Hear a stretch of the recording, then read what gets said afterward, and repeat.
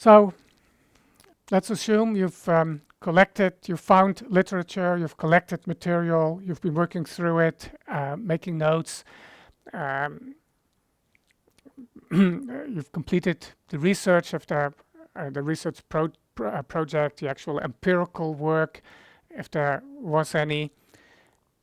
You're ready to write. The process of writing.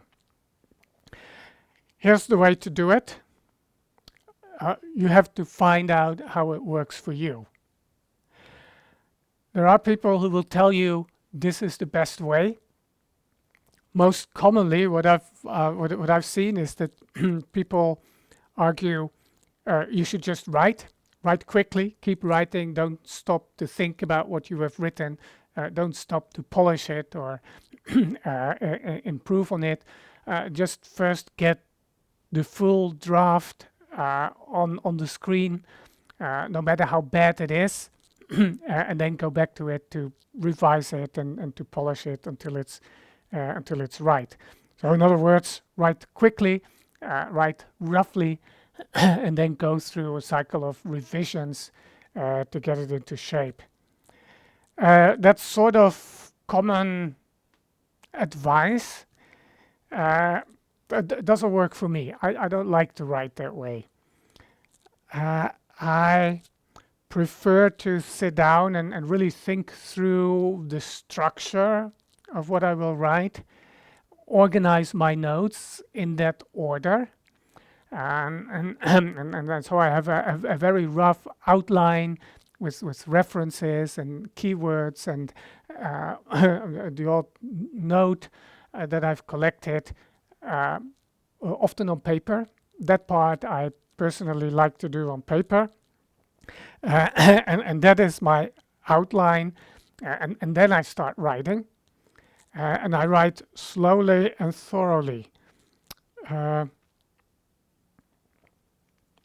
I do stay with the paragraph until I think it's good enough, it's clear enough, and so I go slowly. So it takes me a lot of time until I have a first draft. But once I have that, I often don't have to do major revisions.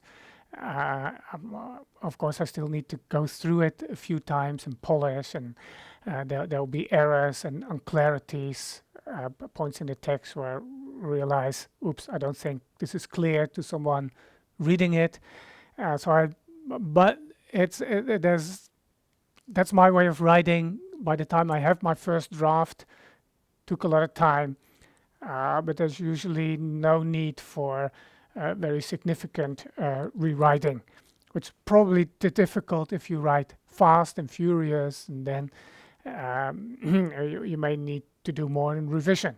But I think that's a very personal preference. You need to find out what way writing works best for you. It will need revisions. The first revisions probably work best when you're still in it, and it's clear in your mind what you actually want to say. And so looking at the text, you can see where you're not actually doing that. But it also needs at least one revision, and perhaps more than one, that comes after some time has gone by, that enables you to gain some distance from what you have written. Give it at least a night of sleep and come back to it the next day, or perhaps even longer, so that you can actually see it with new eyes. It's no longer in your short-term memory what you have written and why you wrote it. So you're now much more in the position, even if not completely, of someone else who's reading what you've written, and you'll more readily notice where the argument is incomplete, or where you jump to a conclusion and you need to explain it better, how you came to that result. or you'll be able even to notice spelling mistakes and that sort of thing more easily when you come back to the text after some time has passed. Even so, it will still be helpful to find someone else to proofread it for you. Make sure your word processor has a correction function that's on, and so you can check at least some of the simpler mistakes. It's also useful to use Grammarly, an online correction service. They have a free option. I always use it for my English text. It finds at least some errors and mostly everything I write. Grammarly, it's listed in the paper that goes with this talk. But if you can find a human proofreader, someone who's a native in the language you're writing in, that's even better. My German texts are all read and corrected by my mother-in-law, which is great. She doesn't miss anything. Every comma, every small mistake she catches, and often has suggestions how to turn it into better German. So I'm very grateful she does that for me. If you can find someone you think would be a good proofreader, then that's a very good step to take, almost essential when it's a thesis, but even for a paper. If you can do it, let someone else read it and give you feedback and point out to you errors and point out to you where the text is unclear.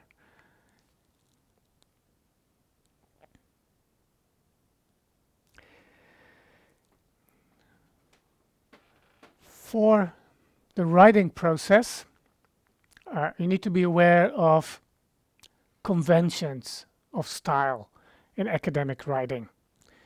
This is a formal way of writing. No jokes, no colloquialisms, everyday language, no slang. It's formal writing.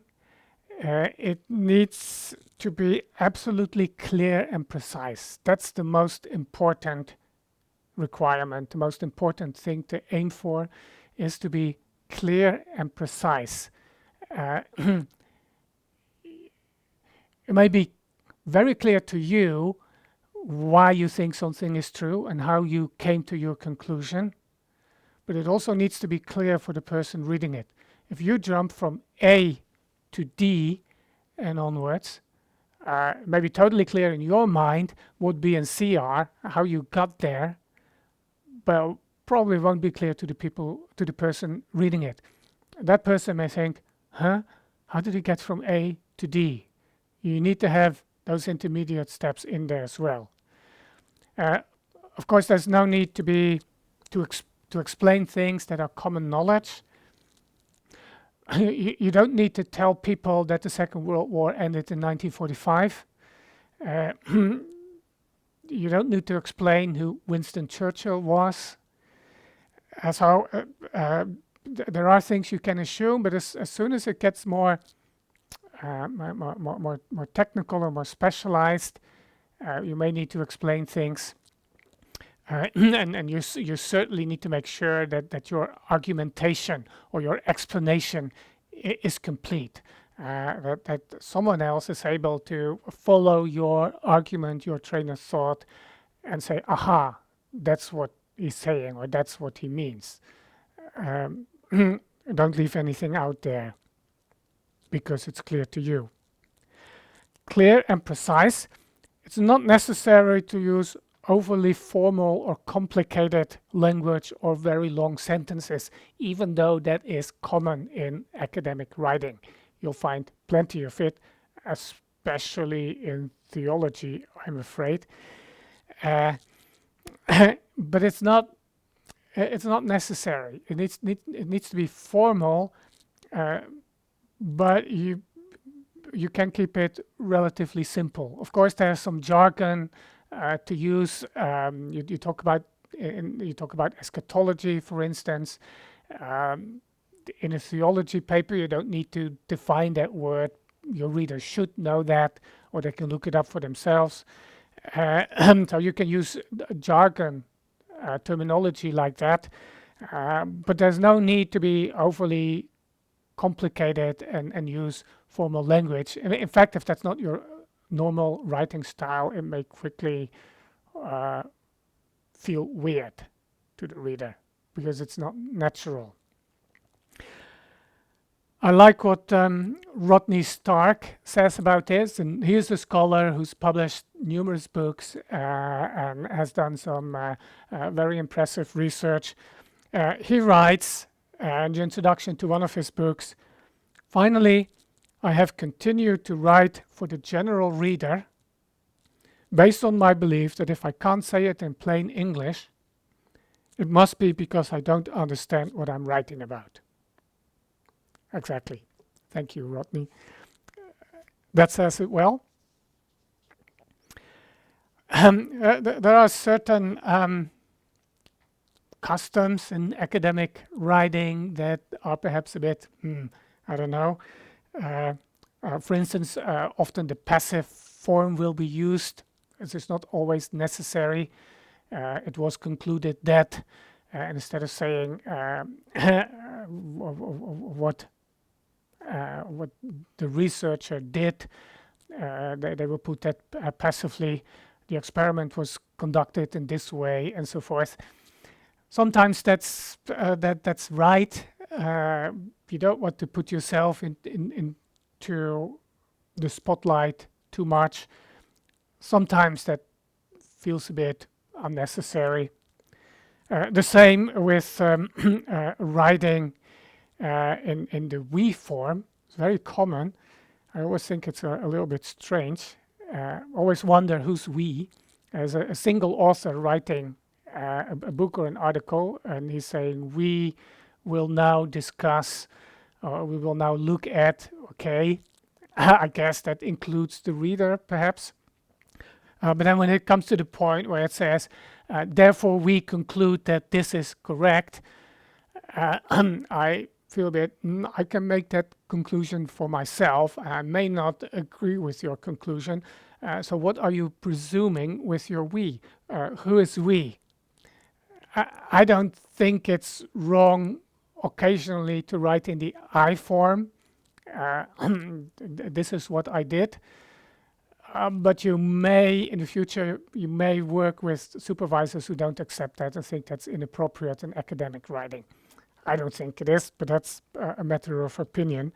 And you will have to follow your supervisor on this. I don't think it will work, to quote me, as an argument against it.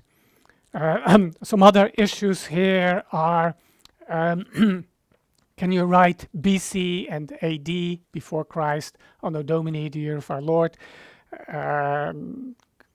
Quite a few places this is no longer acceptable, and it's CE or BCE, before the Common Era, instead of BC, before Christ. I don't know what's common about the Common Era, but again, you may have to compromise and follow the convention of your supervisor or publisher if you want to get past. Gender issues, the use of male and female forms, what to do about it. I don't have a strong opinion on this, but your supervisor or your institution may have. I only think the word man and mankind in English is rather unfortunate and unnecessary. It's perfectly possible to speak of humans, humanity, humankind, and make clear that from the start men and women are included, and you're not just talking about males. But other than that, there's the generic he. should we still use it? Should we interchange he and she? Or should we say he or she? Or should we make it plural? They, them? Different opinions about that, and it depends on your context, the institution you're involved with, what you can do.